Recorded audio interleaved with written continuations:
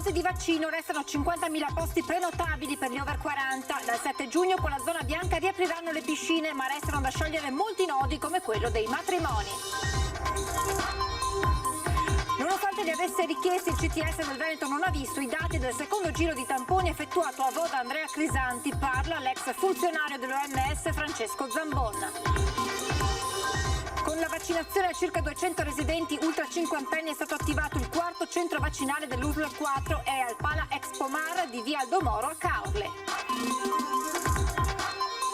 In provincia di Venezia gli infortuni sul lavoro sono in aumento. A denunciarlo CGIL, CISL e UIL in presidio di fronte al municipio di Mestre per chiedere più sicurezza nei posti di lavoro.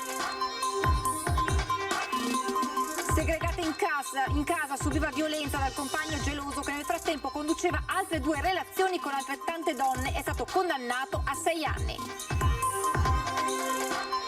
Primi 2 giorni di apertura per i media della Biennale d'Architettura che da sabato sarà inaugurata al pubblico. È il primo grande evento a Venezia dopo la pandemia. Dopo aver battuto Schio ed essersi laureate campionesse d'Italia, le ragazze di coach Ticchi si godono il successo e portano per Calli e Campielli di Venezia il titolo tricolore.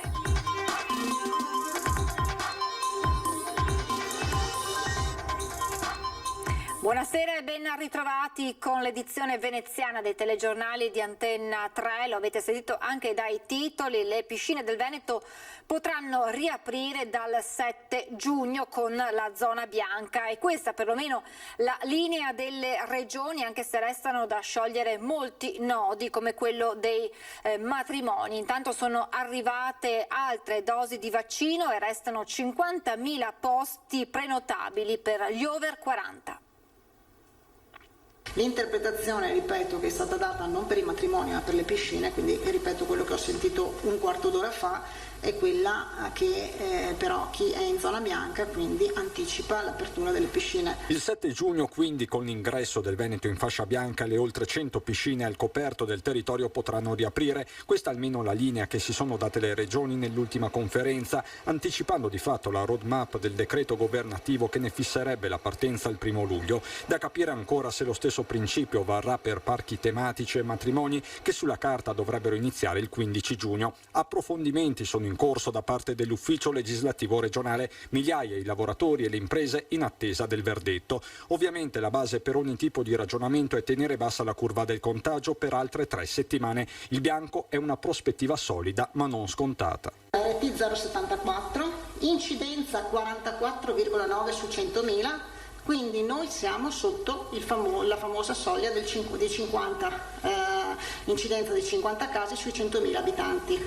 Voi sapete che i 50 casi sui 100.000 abitanti devono rimanere per 3 settimane consecutive per passare in area bianca. Chiaro che al risultato contribuisca la campagna vaccinale che può contare su nuove forniture. Nelle ultime ore 160.000 nuove dosi Pfizer sono arrivate in Veneto insieme a 18.000 vaccini di Moderna. Domani, quindi venerdì 21, arriveranno le 38.600 dosi di Moderna che dovevano arrivare, quindi anche in anticipo per la settimana prossima, e 17.000 dosi di Johnson & Johnson. Restano 50.000 posti liberi e prenotabili per gli over 40, ricordato Lanzarin, anche se la mappa varia da ULS a ULS. E a proposito di vaccini, il Veneto continua a ribadire la volontà di immunizzare i turisti, ma nessuna fuga in avanti.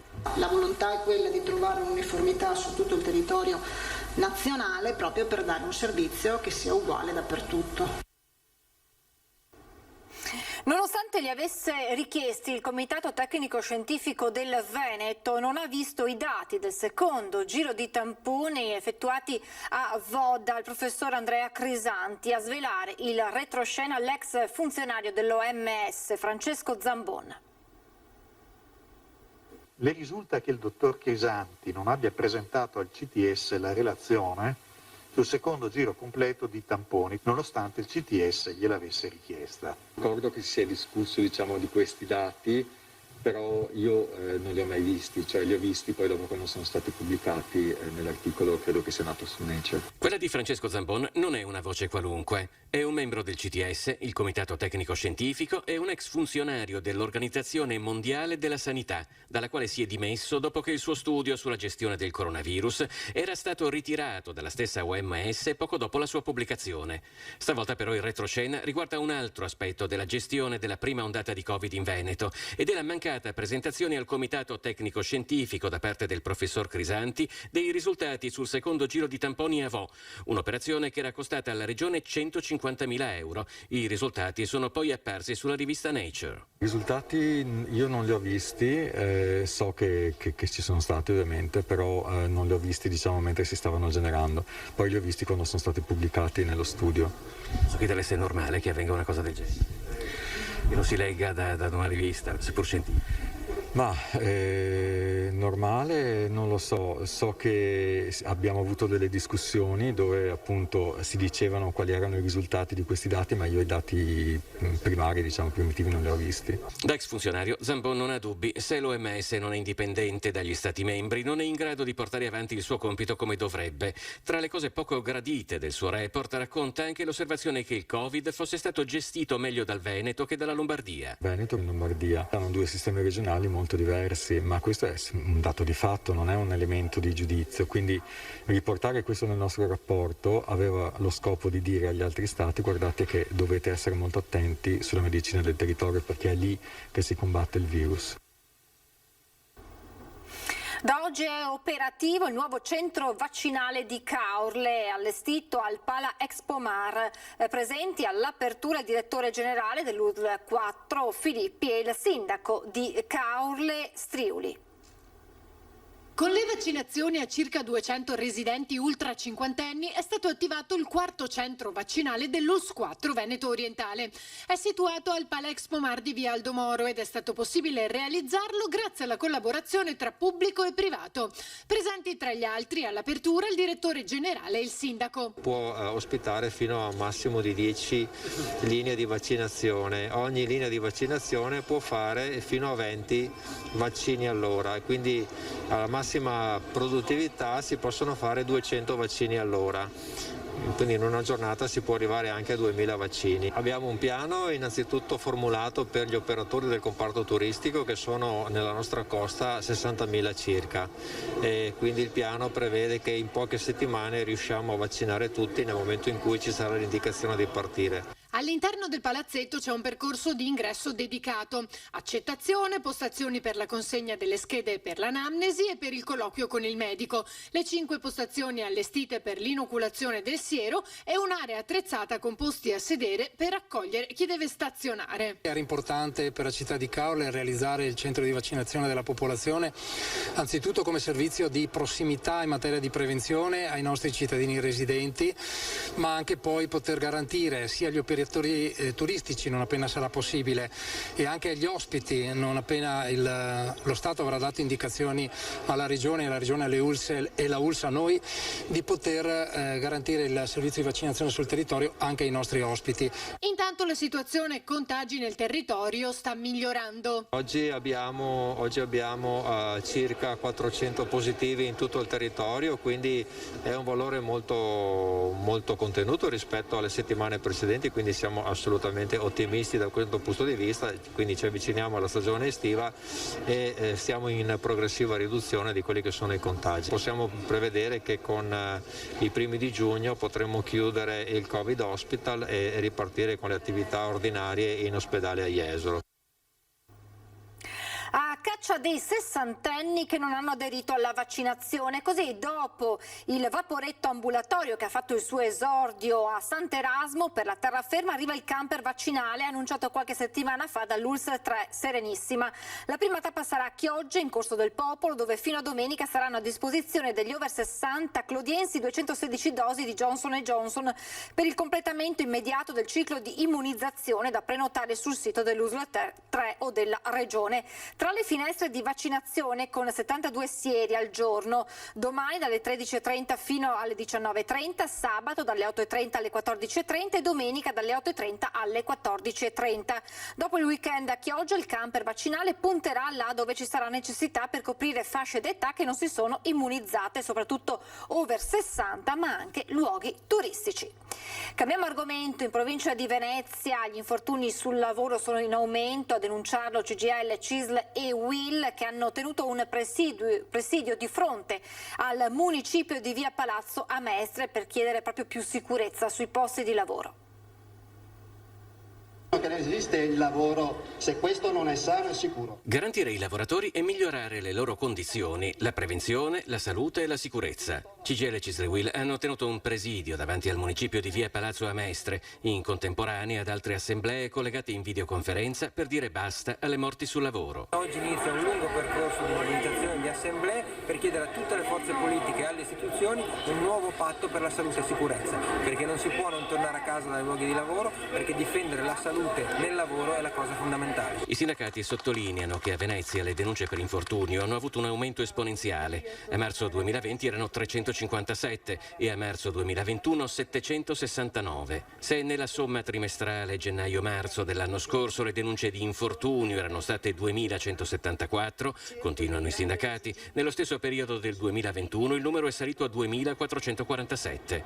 Nel primo trimestre 2021 a Venezia ci sono stati 2 incidenti mortali. Serve investire in formazione del personale, formazione dei datori di lavoro, servono assunzioni di tecnici della prevenzione, assunzioni degli ispettorati del lavoro, serve rafforzare gli organici per permettere puntuali controlli, serve istituire una patente a punti che premi le imprese che rispettano la normativa e che non cedono ai subappalti e che mettono la salute e sicurezza al centro delle loro scelte, non come un costo da ridurre per vincere gli appalti. L'aumento dell'età pensionabile rende sempre più a rischio le condizioni di lavoro di chi non è più in grado di sostenere ritmi negli ambienti faticosi, con la conseguenza che aumenta il rischio all'esposizione ad infortuni. Anche per questo la richiesta è di un'azione di vigilanza e di ispezione più capillare, perché non ci siano solo controlli e verifiche, ma miglioramenti dei processi produttivi e promozione della salute nella comunità lavorativa. Attivo da 5 giorni il punto tamponi gratuito davanti alla stazione ferroviaria di Venezia sta già dando buona risposta da parte della popolazione. Chiunque ha necessità o anche solo vuole per suo desiderio farsi un tampone rapido per il Covid può venire qui, mettersi in coda davanti al nostro stand e aspettare e fare il tampone senza alcun costo e senza alcuna prescrizione medica. Inoltre non ci sono vincoli neanche per residenza o nazionalità, questo servizio è aperto a tutti, italiani o anche turisti stranieri. È attiva da alcuni giorni di fronte alla stazione Santa Lucia di Venezia la postazione della Croce Rossa per effettuare tamponi rapidi gratuitamente. Moltissime persone non hanno spesso le risorse per potersi permettere settimanalmente o con una cadenza fissa il costo di un tampone da svolgersi privatamente. Quindi questo va anche incontro a una fascia di popolazione che magari quei soldi non può spenderli e decide di rivolgersi appunto alla Croce Rossa. Il servizio, realizzato in collaborazione con Comune, Federazione Internazionale delle Società di Croce Rossa e il sostegno finanziario dell'Unione Europea, è attivo tutti i giorni fino al 30 settembre, con la presenza di un medico, 2 infermieri, 4 volontari, un referente di postazione. Al momento gli orari di apertura sono dalle 8 di mattina alle 14 ed è in previsione di aumentare questa fascia oraria fino alle 20 di sera. Su questa fascia oraria siamo su una media di 150 tamponi al giorno effettuati circa. È l'occasione per garantire un ulteriore punto di prevenzione. Ovviamente sempre di più, crescendo il numero delle persone vaccinate, speriamo che servano sempre meno questo tipo di servizi, però siamo ancora in una fase in cui sono molto utili e indispensabili, specie nei punti di passaggio come appunto le ferrovie e gli snodi principali. Adesso siamo alla cronaca. Veniva segregata in casa dal compagno geloso che l'ha anche violentata. Nel frattempo conduceva altre 2 vite con altrettante donne. È stato condannato. Un cinquantenne del San Donatese è stato condannato a 6 anni di reclusione per aver stuprato e maltrattato la compagna, una donna residente nel Veneto orientale.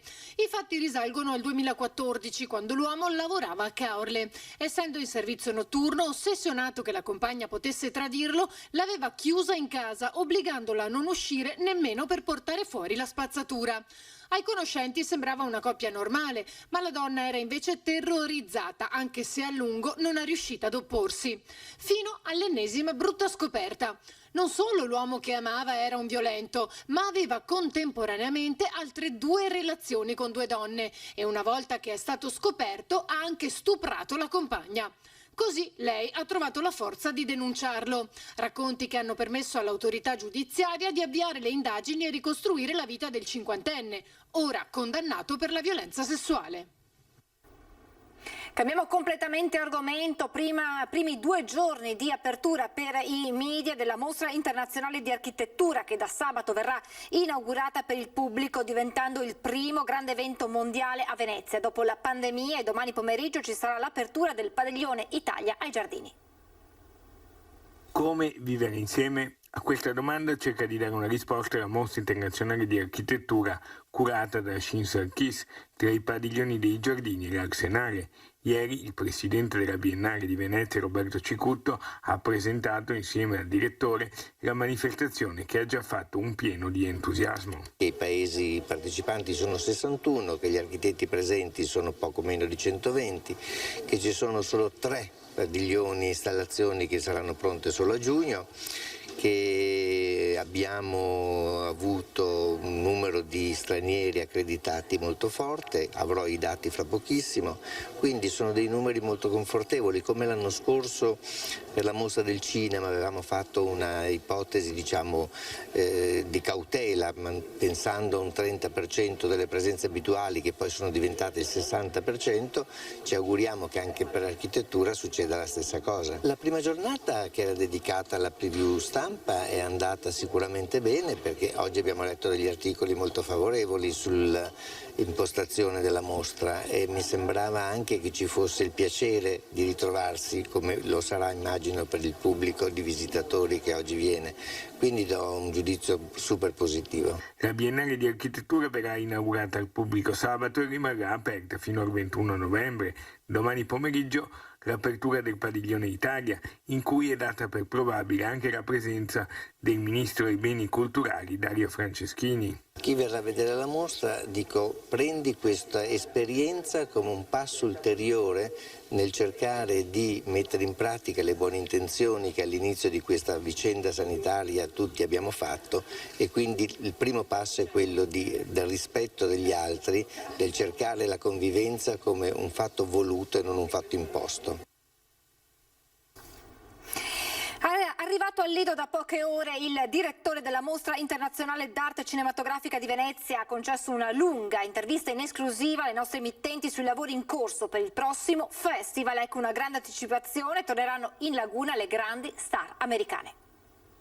Si pensava che a causa della pandemia il cinema si fosse fermato, le produzioni fossero state costrette a un lungo periodo di arresto, invece è successo esattamente il contrario. Non solo ci sono moltissimi film realizzati prima della pandemia che sono ora disponibili, ma moltissimi registi, quasi tutti, hanno avuto modo di girare durante questi ultimi mesi, quindi il numero delle proposte che arrivano alla mostra è altissimo, la qualità è straordinariamente elevata. Da poche ore è sbarcato al Lido il direttore della Mostra del Cinema di Venezia, Alberto Barbera. Ci regala un'intervista esclusiva, diventata quasi un rito con le nostre emittenti appena giunte in laguna. Ed ecco una prima grande anticipazione sul festival che verrà. Torneranno i divi hollywoodiani? Me lo auguro, ho parlato con moltissime case di produzione americane, anche loro non vedono l'ora di tornare dal vivo a frequentare il festival e accompagnare l'uscita dei film autunnali, e quindi sì, torneranno anche i divi hollywoodiani a Venezia. La conferenza stampa sarà piuttosto tardi, immagino verso il 26-27 di luglio. Prima magari annunceremo qualcosa, il secondo Leone d'Oro alla carriera, forse le giurie a cui sto ancora lavorando e vediamo. La macchina organizzativa della Biennale è già in moto. Avremo non meno di 2000 lungometraggi e quasi altrettanti cortometraggi, quindi ci aspettano 2 mesi di intensissimo lavoro per completare la selezione. E siamo allo sport. Dopo aver battuto Schio ed essersi laureate campionesse d'Italia, le ragazze di coach Ticchi si godono il successo e portano per le Caglie e i campielli veneziani il loro sudato e conquistato tricolore. Le ragazze del Romanarei iniziano i festeggiamenti per il loro scudetto conquistato domenica contro la Famila Ruber Schio e atteso in Laguna da ben 75 anni.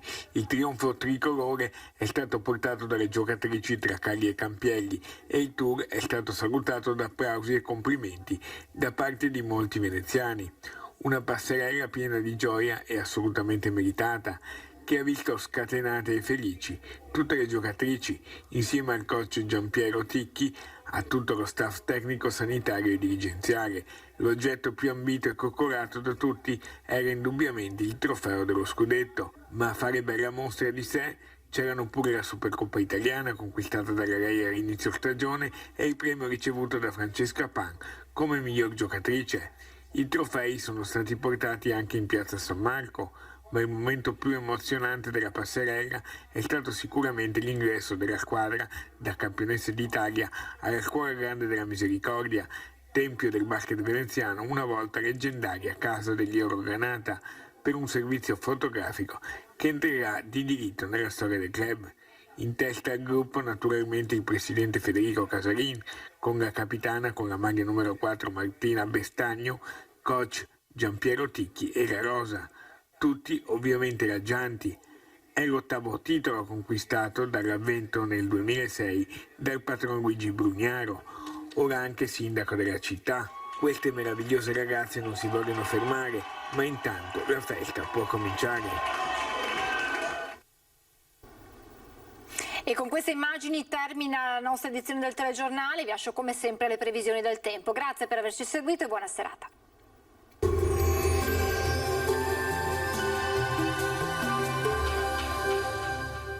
Il Piccolo Scavo è specializzato nella realizzazione di impianti fognari, sottoservizi per utenze e adeguamento fognario alla rete consortile.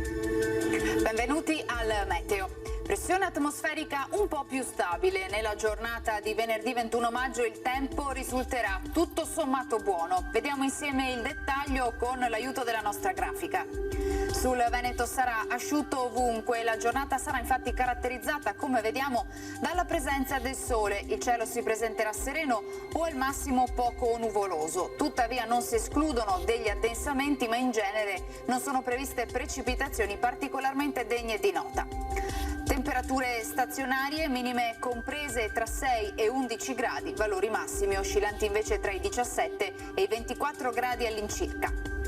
Ci spostiamo ora sul Friuli Venezia Giulia, dove non cambia lo scenario, anche qui un ampio soleggiamento un po' su tutti i settori, solo con qualche nuvola e cielo a tratti coperto.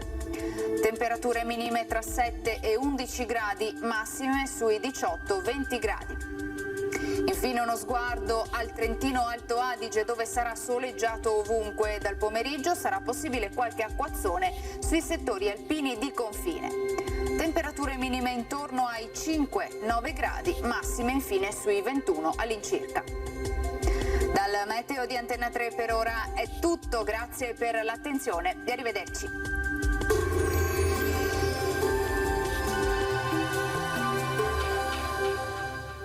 Il Piccolo Scavo è specializzato nella realizzazione di impianti fognari, sottoservizi per utenze e adeguamento fognario alla rete consortile.